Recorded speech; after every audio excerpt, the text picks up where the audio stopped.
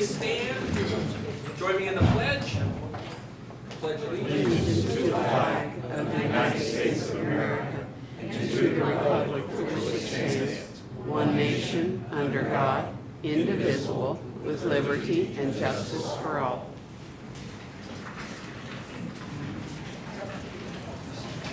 Good evening. Today is Tuesday, September 7, 2021. The time being 5 p.m. The meeting of the Greensburg Board of Works is called to order at this time.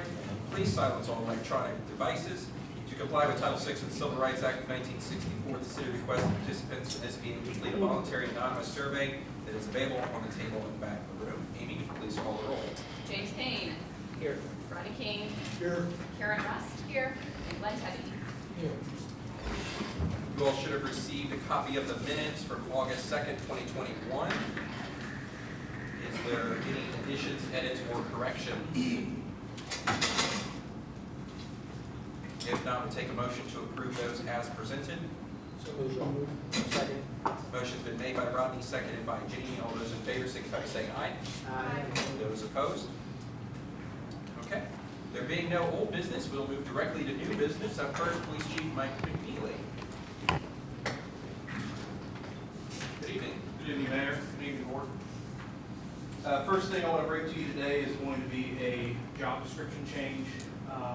We're changing the wording from secretary to administrative assistant.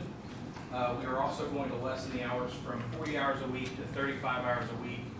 And I took a few things out of the job description, like the words typewriter. We don't have a typewriter and haven't had for several years. And I think there was a duplicate sentence in there as well, just to clean that up a little bit.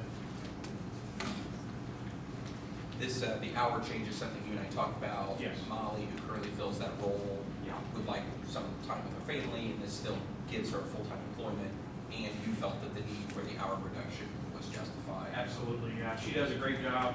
She's very task-oriented, and it's hard to sometimes keep her busy. She does such a good job and is quick to get those tasks completed, but still want to keep her on because she's vital and very important to the department over there. And she is hourly based, so we just reduce the hourly compensation stays the same, just the number of hours paid. That is correct. Okay. Any questions for the chief on this? If not, we'll take a motion to update and approve the job description. Second. Motion's been made by Glenn, seconded by Jamie. All those in favor signify by saying aye. Aye. Those opposed? Second. So the second thing I want to bring to you tonight is I have a letter here requesting probationary officer Caitlin Jackowitz to be granted promoted to patrol officer. She was hired actually a year ago today. Today marked her 1-year anniversary, and so what I'd like to do is have her promoted up. She's completed the Indiana Law Enforcement Academy.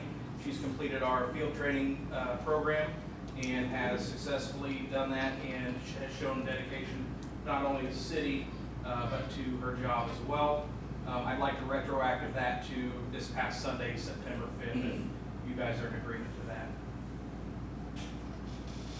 I'll make a motion to approve. Motion's been made to approve with the retroactive component. James? Okay. By Jamie. All those, or second? Second by Glenn. All those in favor signify by saying aye. Aye. Those opposed? Okay. Thank you very much. Thank you, Board. Up next, Fire Chief Nate Stern.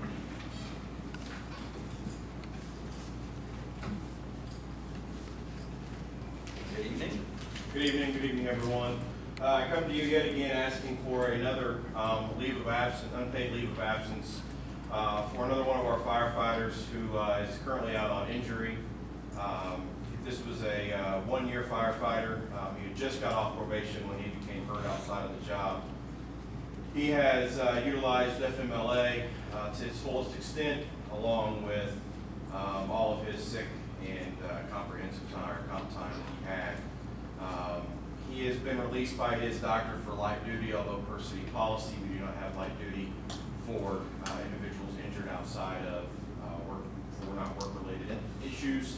So I'm asking for at least 60 days to be extended upon asking to hopefully get over a hump so we can get him back. Currently he's on Currently, we have kept him on. The books, although it is unpaid, he does not use our health insurance. He has health insurance with the United States military. So this would just be basically to continue to hold his job and not fill his position until we can get him back to work. Any question for the chief on this? 60 days? Asking for 60 days, renewable up to another 60 days upon asking next month. I don't want to go the whole time. I would like to take it in small pieces if we can. Have you received medical papers? I did receive something from his doctor stating that he has a 5-pound weight restriction for light duty, which was better than his no work clause, even though we can't utilize the light duty, at least it shows to me that he is making some improvements medically and that we're on a road to healing. Okay. Versus just, no, there's nothing at all. So at least a little bit of improvement in his state has opened him up for something. Hopefully that will continue that way to where we can get him back sooner than later. Does doctors have an anticipated return to work date? They do not. It was supposed to already be by now, and yet here we are. He tore his bicep muscle, complete separation, and had to have surgery to repin and repair that. So I can see where the lifting restrictions are going to be very, severe. And then obviously, chance of re-injuring in a job like this one that he does, they're going to err on that side of caution before they cut him loose. Do you know the date of injury? I do not off the top of my head. I will say that it's been, we're pushing probably about 6 months. Okay.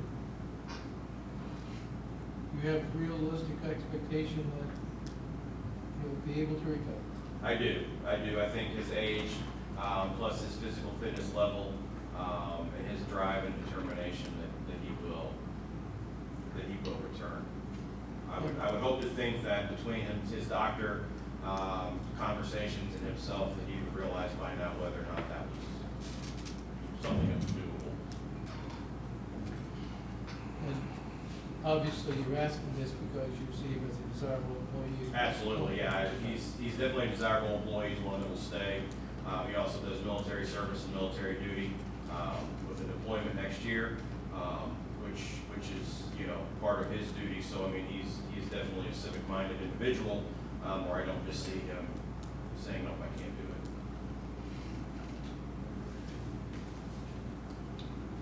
I would move that we approve a 60-day unpaid leave of absence. Second. Motion's been made by Dee for 60 days unpaid leave and seconded by Jamie. All those in favor signify by saying aye. Aye. Those opposed? Okay. The next thing is just a reminder of our 9/11 ceremony on Saturday, starting around, I believe, 8 a.m. So there'll be some refreshments, donuts, coffee, juice afterwards. Program should take about an hour.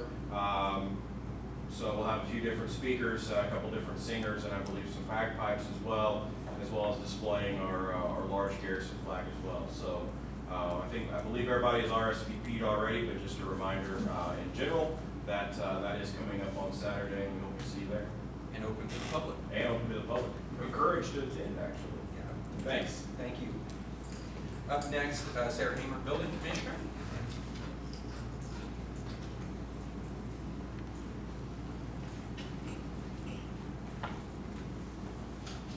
Good evening, Sarah. Good evening. You should have received a couple of contracts for towing and impound services. One is for Tim's Record Service and one is for Sweet's Record Service.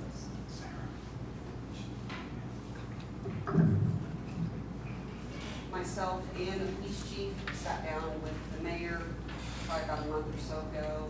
We're trying to get a grasp on junk and abandoned vehicles throughout the city, becoming quite an issue. We're tired of looking at them. I'm sure surrounding neighbors are tired of looking at them. So, Police Chief McNeely went out and spoke to different record services, and these two agreed to offer their service. And they want to prepare contracts for them to sign that meets the ordinance of the charges of $75, not to exceed $75, in charging the owner of the vehicles. There will be middleman. When we get complaints or when I'm out and we see junk and abandoned vehicles and they've been there for 20 days, as our ordinance states, in the public view for 20 days, then they will receive a letter from our office. And then if the vehicle's still there at 20 days, then you can I will contact Mike or the police department and let them know, because they have access to be able to run plates if there's proper plates on it, that kind of thing. And we will contact the record service, one of these two record services, to come into the vehicle. At that point, it will be between the record service and the owner of the vehicle for payment if they want to get their vehicle out. Beyond that, if the owner of the vehicle does not make the payment to the towing service, then they will follow, the towing service will follow the state statute of how long they have to retain the vehicle before they can get a salvage title and dispose of it nowadays. So this is just gonna help us in code enforcement and getting some of this taken care of. So where are they gonna be held, in the interim, after they're towed, but before they're salvaged? They would be held at the impound lots of these two record services. So the homeowner can pay the $75 and get their vehicle back, and then what? Well, they would have to have it properly plated and, parked in a proper way, whether it's on the street or in their driveway or whatever. But if it goes out in plain view again and not properly, you just wait another 20 days and the cycle starts over? Yes.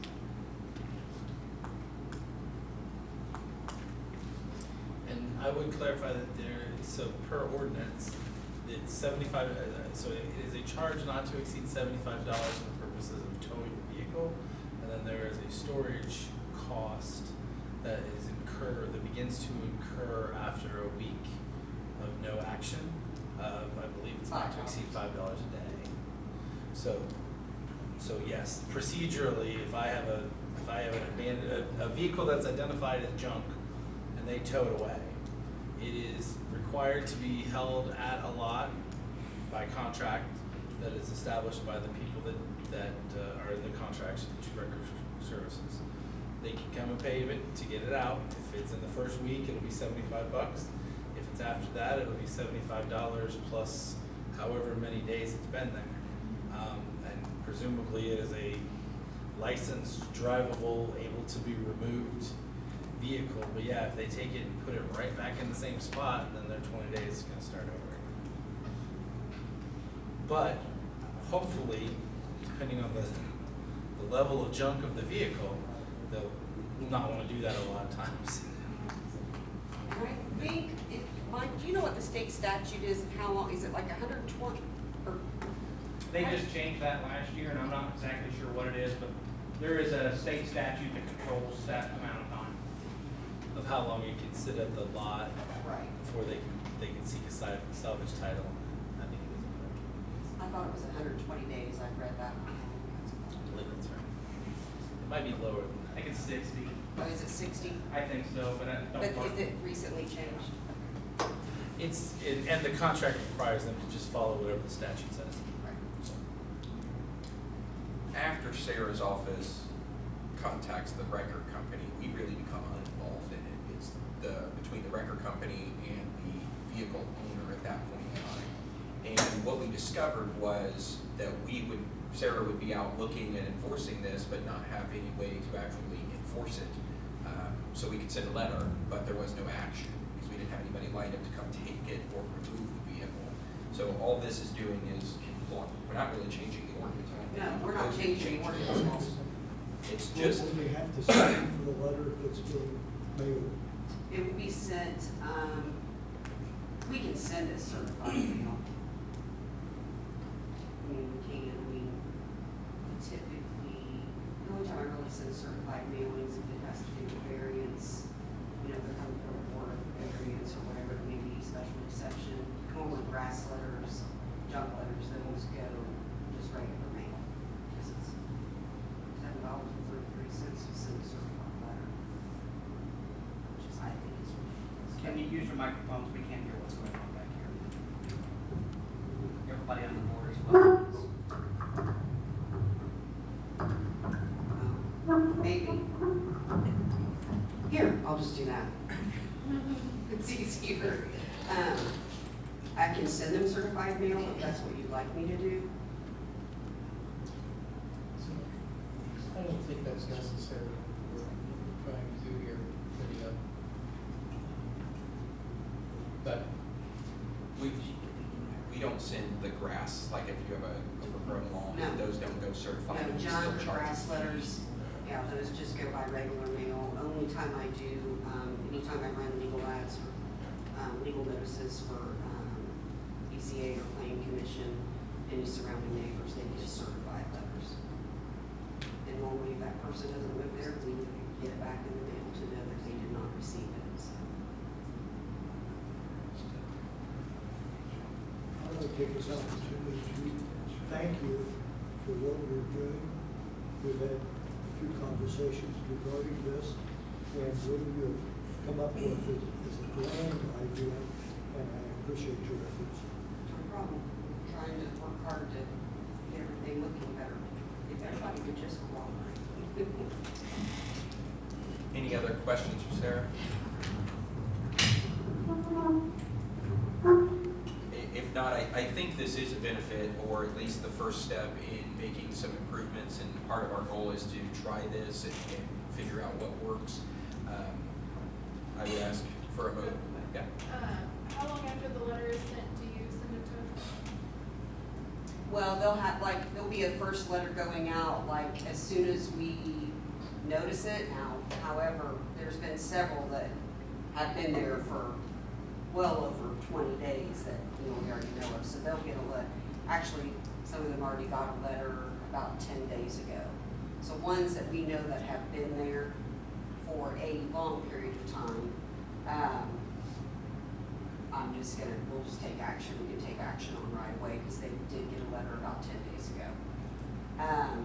So there'll be a letter to go out as soon as we first notice it, and then we'll just keep an eye on it. And then when that 20th Or date is this right hits, up there? and I've developed a spreadsheet to know when we first notice it, when that first letter goes out, when that 20 days is up, to keep track of that. So. Okay. Any other questions for Sarah? If not, we'll take a motion to approve the two contracts, which are identical for the record service. So moved. Second. Motion's been made by Rodney, seconded by Glenn. All those in favor signify by saying aye. Those opposed? Okay. Okay, thank you very much. Up next, we have Street Commissioner Foster Camper with an extended leave for employee number 172.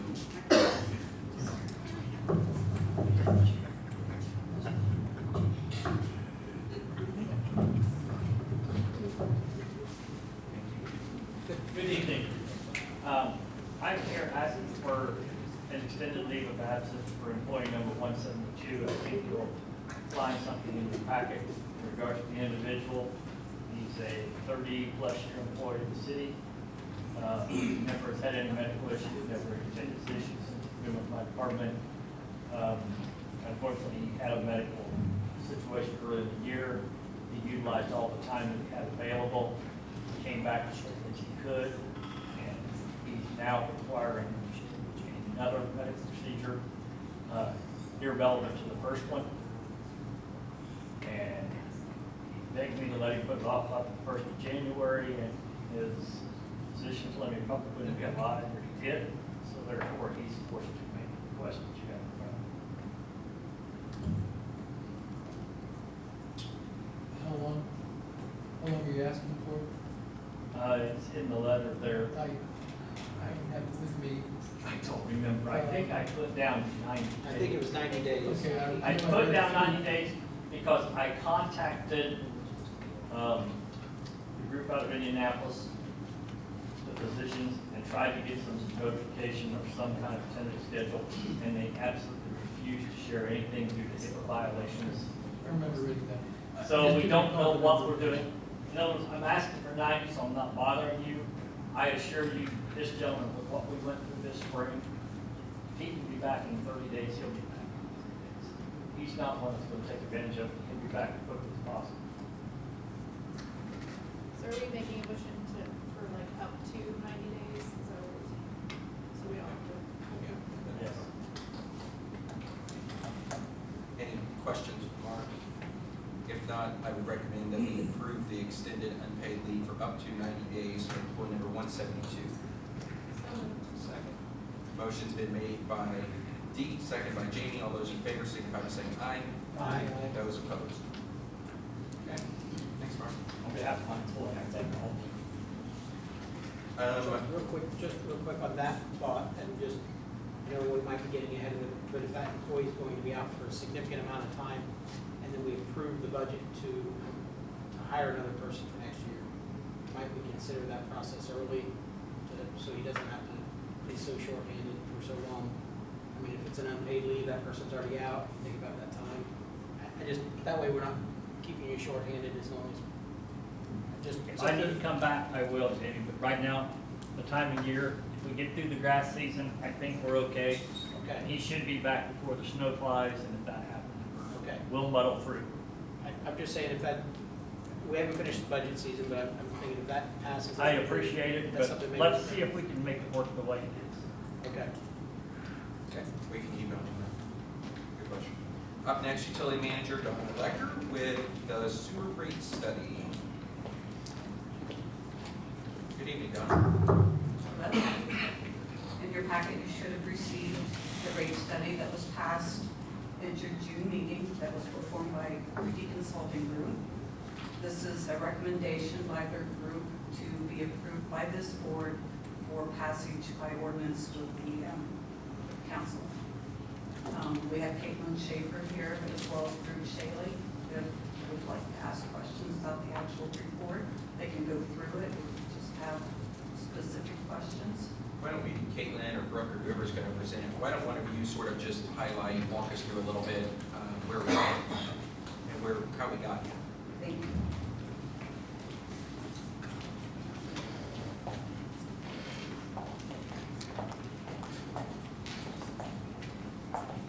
Good evening. Hello, how is everyone tonight?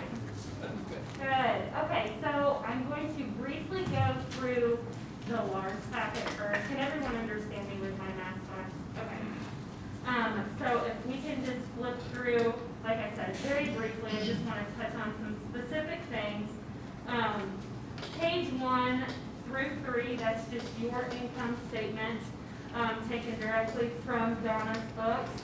As you can see, year in 2020 is the year that we are testing to see how sufficient your rates are in comparison to what we believe they should be. Then you have the adjustments column. The only adjustments that we currently have in there are for a GIS employee, and it's only a quarter of their pay. And then to the very far, it's the forecasted at present rates. That's just your test year plus your adjustments for the actual year that we're testing for. So page 4 is just the detail of those adjustments for that GIS employee. Page 5 is the schedule of all of your bond amortization. So you have your 2007B, 16, 17, less your tax increment revenue that does get applied to those bonds. Page 6 is just the amortization of 2007. Page 7, your amortization of 16, and page 8, your amortization of 17. Page 9 is just the calculation of your annual depreciation expense. This is based off of year-end 2020 utility plant and service, which is $63 million. That is not net of depreciation, that is your full asset list, times the composite depreciation factor. So if we average depreciating all of your assets for 40 years, that's the number that you should depreciate every year, is that $1.5 million. Page 10, that's kind of the bread and butter, and that's what the letter will get into. Basically, you have your annual revenue requirements up at the top. That's what is funded for through your utility from the rates. That's your O&M expenses, your max debt service, and then your extensions and replacements, like I said, I can definitely get into that. That's more or less for the letter. Page 11, this is kind of the 10-year snapshot that we've put together for the utility. Again, it's kind of comparing your revenues to your expenses that all come out of this utility, and that's your O&M, your ENR, and your max debt service. It's showing your operating cash fund, kind of where we see that going.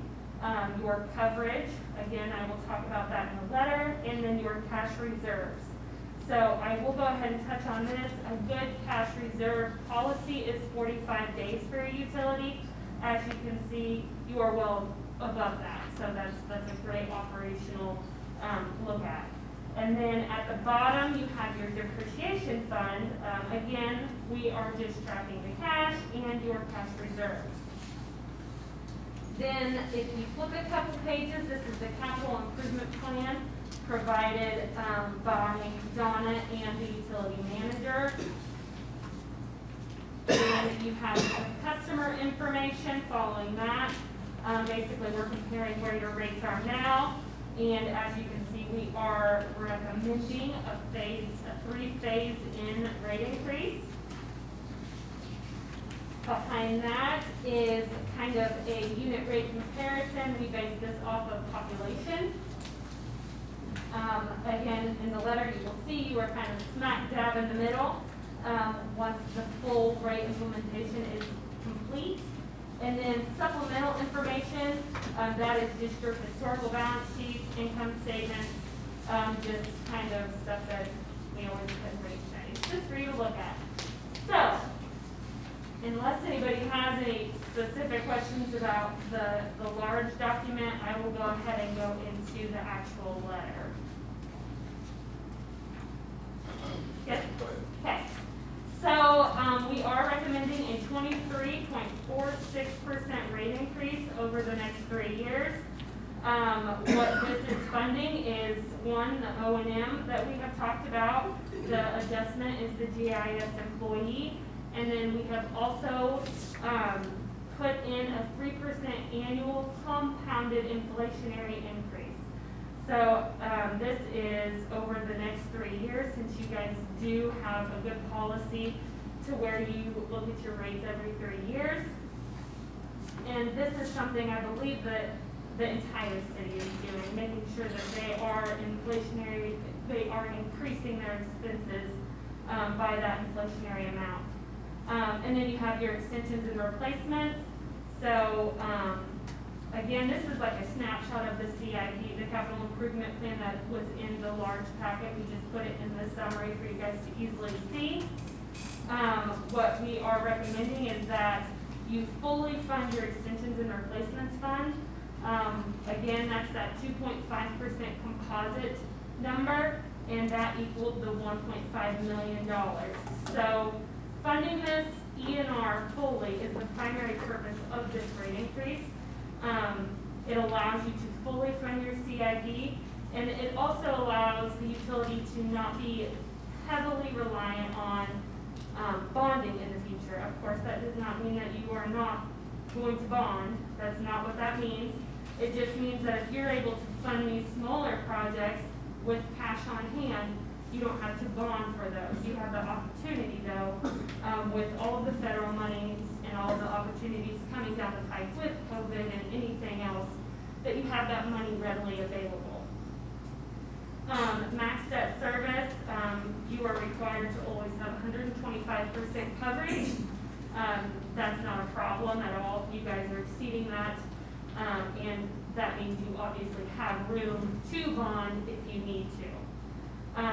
The residential sewer bill. So if you're looking at a bill based on 4,000 gallons, it will increase about $37 every year.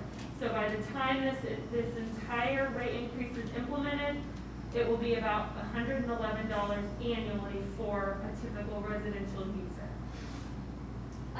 Again, there's that chart of the unit rate comparison based on population. You are smack dab in the middle. And also keep in mind that other communities are doing rate increases, especially post-COVID. these aren't taking into consideration what they're going to have to do.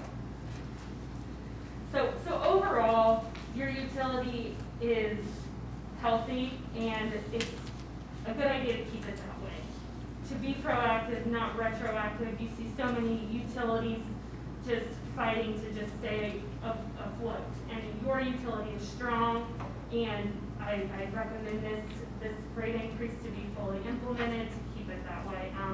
I do want to give Donna kudos because she keeps excellent records. So if you have any questions, I am here to answer those. The only question I have, now, that was quick and some of that was over my head with a ton of explanation, but the cash reserve number of days. You said typically we want like 45, and we're well above that. Is that what we'll possibly be using to fund the improvement plan? You will see that it starts to decline because you are funding that improvement plan. And I don't know if your question is cash reserves, but that's if you have no revenue, that's how many days you can stay alive without getting any revenue. So I don't know how much it goes down. I know that's what we're just looking at, but it goes down, but then goes back up at year 10. And it will definitely fluctuate since that's so far out. We just try to keep it pretty consistent with what's going on now. I'm sure that will change though once you guys do your every 3-year rate increase. And that's the year that a big bond drops off. So typically, you're not going to see that huge of a decrease.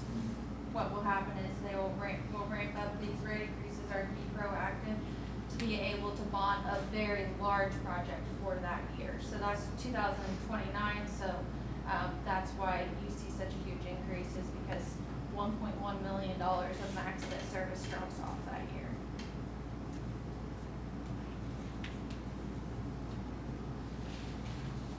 But that will definitely be revisited before that happens.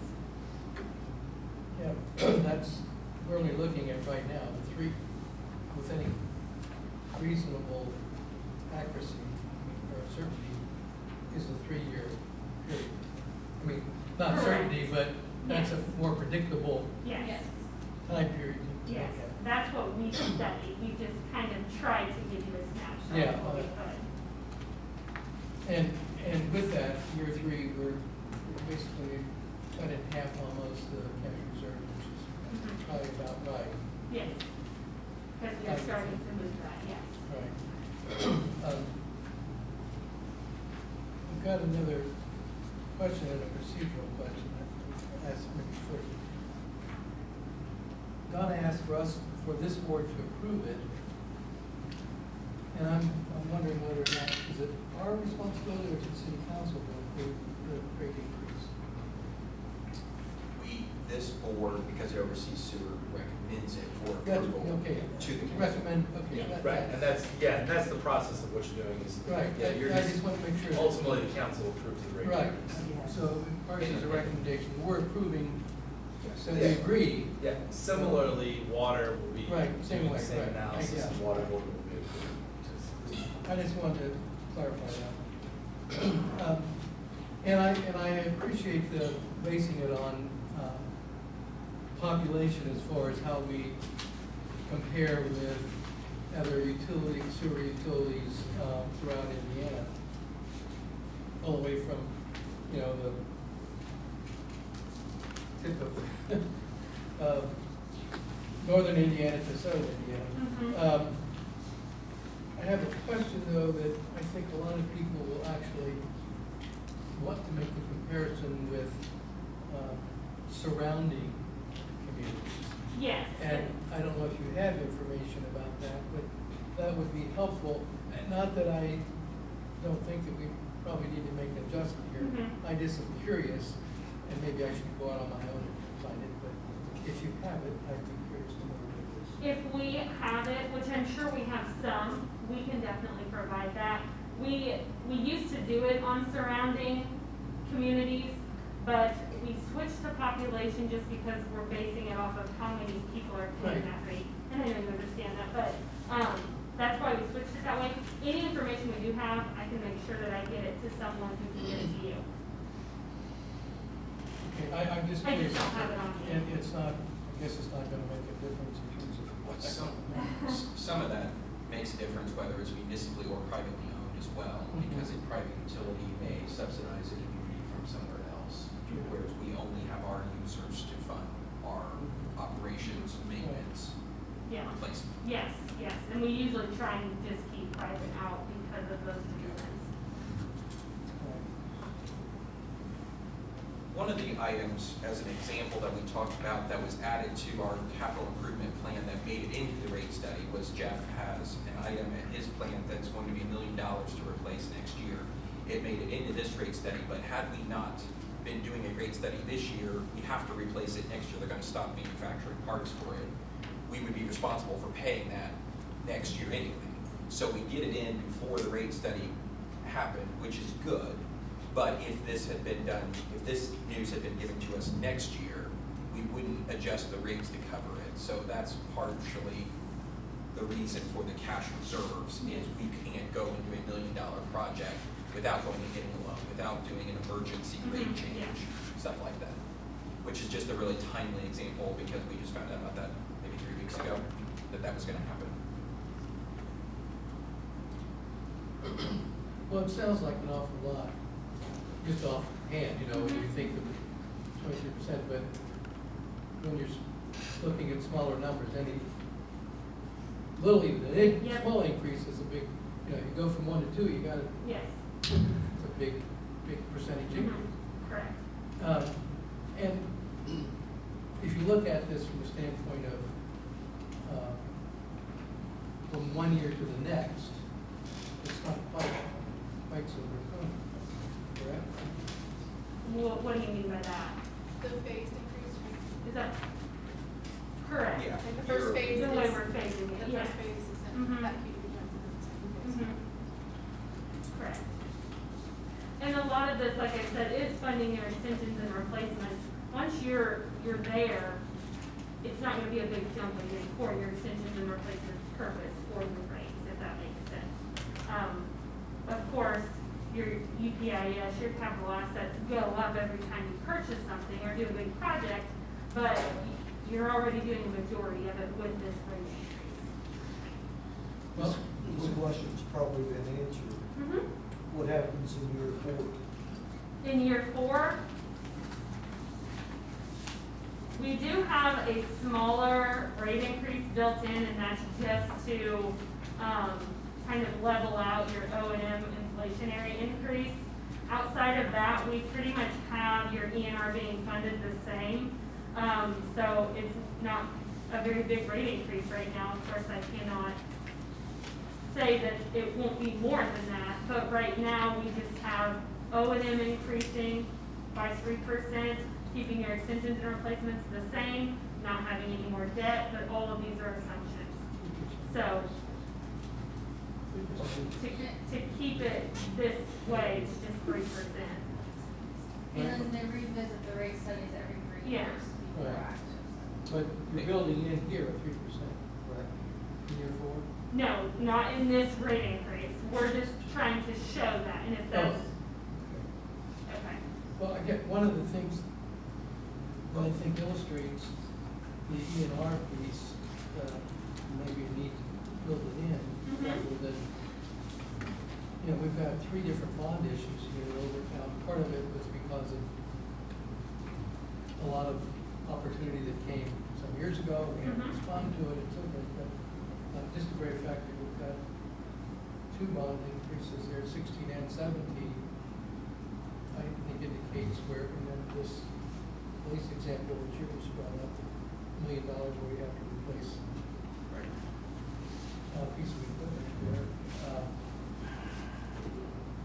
I think demonstrates the fact that we probably need to start looking at this on a regular basis as opposed to episodic getting bonds and so forth. Part of this too is the last, and maybe Donna, this is a better question for her, but the last rate study, the last time this document came through here was 2016. That's correct, yes. So this one is actually, the wastewater is out of date. The water one, which goes to the water board, is 3 years old, Yes, and it's finishing its third year correct. because of the water plant that was studied at that time. So this document, we actually haven't done one of these. We haven't voted on one in 6 years, but the last increase was January of 19. So we have 18. 18. Yes. So we have 3 17 years. it was 11%, and 18 was 10%. And we've stayed this good, this long, so everything's doing well. And this, what, broken down would be 7.5% Yeah. a year over the next 3 years, so it's doing well. We're confident with that. And I did instigate a pay down of the 2007 B bond today. I talked to Bills about that, Yep. and then I'm looking for $1,745,000 to pay it down, so hopefully by next year we'll have it paid off. Okay. Pay early. It's with TIF money, excess TIF money. We've spent, Caitlin and Brooke have spent a lot of time working through this. Donna and Jeff have done a lot of effort to get the capital improvement plan in place for the next 10 years. It's one of those items, everything continues to get more expensive, including treatment of wastewater. But Brooklyn and Caitlin Brooke and Caitlin, sorry, are good resources for that, should good questions. Again, to Lynn's point, this is recommendation to the council for final approval. Does this take into account, improvements that may need to be done with increasing population and projecting that increasing population? Some of that is in the extensions component, is if we, extensions and replacement, right? Is the, so we can replace or extend service with some of this money. Again, if we're extending $1 million worth of sewer line and we have to go bond for it, now it becomes $1.4 million worth of sewer line. Whereas if we have the cash flexibility. And that was something that we talked about, that I talked about with Donna and with Reedy Financial, is of value to us as we compete on an economic development scale to attract business and development. We need to be able to say, we can do that tomorrow, and have the resources to do it. And it actually does make a difference when we talk to businesses and developers as something that we can do. Because of years of investment in water and wastewater, we have the facilities on each end that can handle that. So we don't have to bond or increase rates to increase those because they're already there. But now it's how do we connect them to our system?